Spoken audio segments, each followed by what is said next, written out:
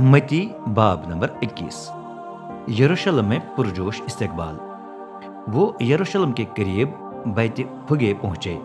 ये गाँव जैतून के पहाड़ पर वाक़ा था। ईसा ने 2 शागिर्दों को भेजा और कहा, सामने वाले गांव में जाओ, वहां तुमको फौरन एक गधी नजर आएगी जो अपने बच्चे के साथ बंधी हुई होगी। उन्हें खोलकर यहाँ ले आओ। अगर कोई ये देखकर तुमसे कुछ कहे तो उसे बता देना, खुदावंद को इनकी जरूरत है। ये सुनकर वो फौरन इन्हें भेज देगा। यूं नबी की ये पेशनगोई पूरी हुई। सयून बेटी को बता देना, देख तेरा बादशाह तेरे पास आ रहा है। वो हलीम है और गधे पर, हाँ गधी के बच्चे पर सवार है। दोनों शागिर्द चले गए। उन्होंने वैसा ही किया जैसा ईसा ने उन्हें बताया था। वो गधी को बच्चे समेत ले आए और अपने कपड़े उन पर रख दिए। फिर ईसा उन पर बैठ गया। जब वो चल पड़ा तो बहुत ज्यादा लोगों ने उसके आगे आगे रास्ते में अपने कपड़े बिछा दिए। बाज ने शाखें भी उसके आगे आगे रास्ते में बिछा दी जो उन्होंने दरख्तों से काट ली थीं।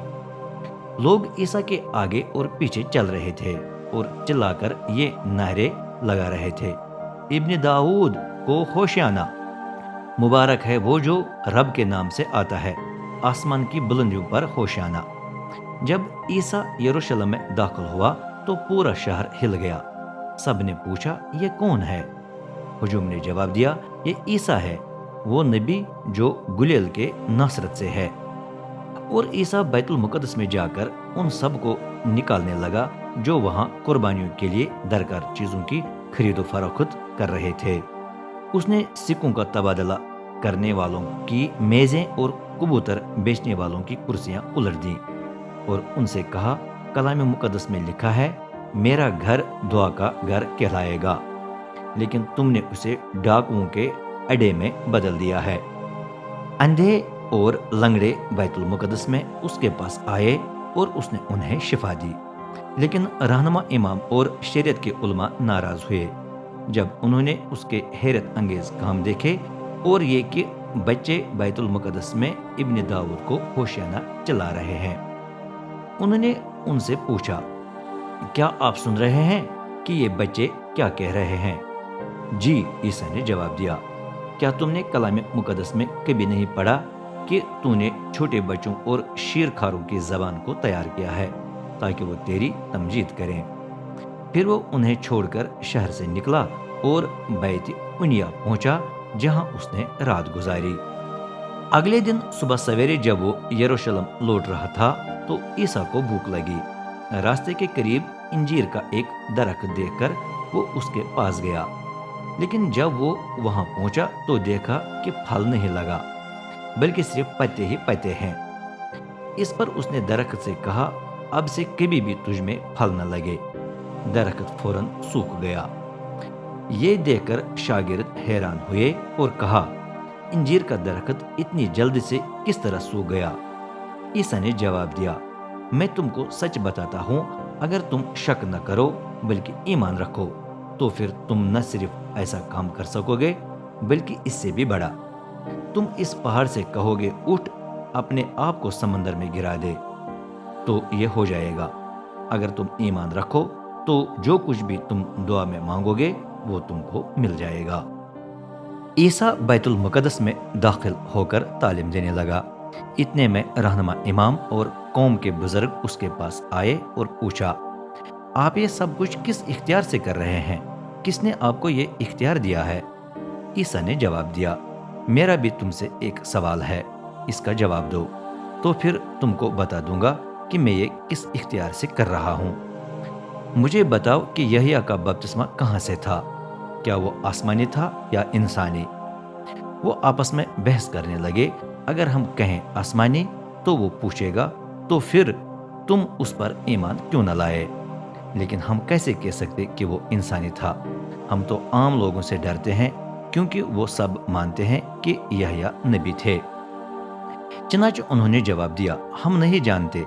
ईसा ने कहा, फिर मैं भी तुमको नहीं बताता कि मैं ये सब कुछ किस इख्तियार से कर रहा हूँ। 2 बेटों की तमसील। तुम्हारा क्या ख्याल है, ایک آدمی کے 2 بیٹے تھے۔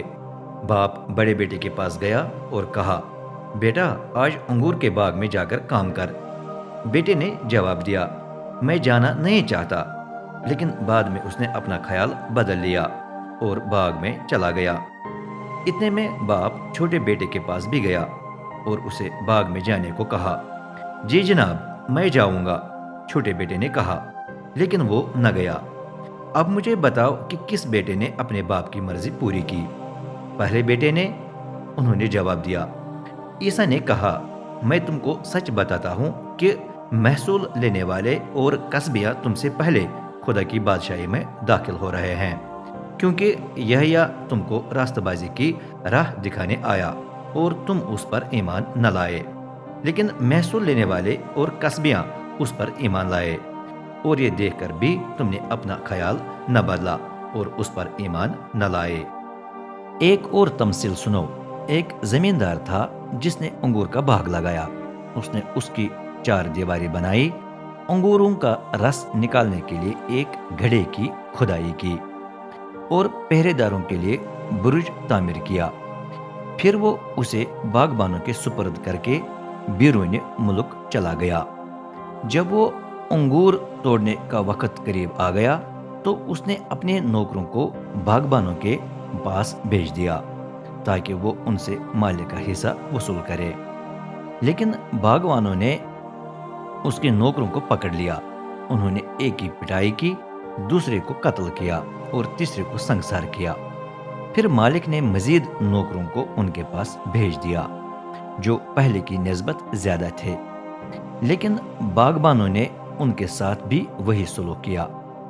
آخر کار زمیندار نے اپنے بیٹے کو ان کے پاس بھیجا۔ اس نے کہا، آخر میرے بیٹے کا تو لحاظ کریں گے، لیکن بیٹے کو دیکھ کر باغبان ایک دوسرے سے کہنے لگے، یہ زمین کا وارث ہے، آؤ ہم اسے قتل کر کے اس کی میراث پر قبضہ کر لیں۔ انہوں نے اسے پکڑ کر باغ سے باہر پھینک دیا اور قتل کر لیا۔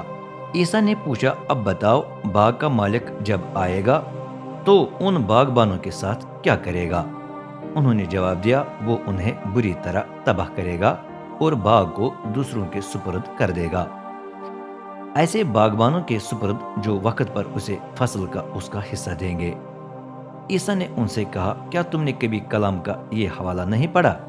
جس پتھر کو مکان بنانے والوں نے رد کیا وہ کونے کا بنیادی پتھر بن گیا۔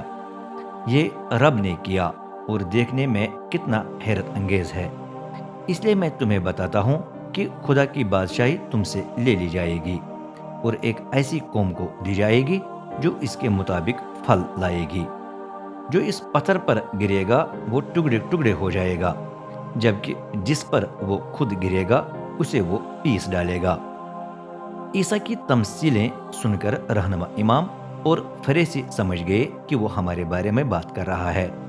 انہوں نے عیسیٰ کو گرفتار کرنے کی کوشش کی، لیکن وہ عوام سے ڈرتے تھے کیونکہ وہ سمجھتے تھے کہ عیسیٰ نبی ہے۔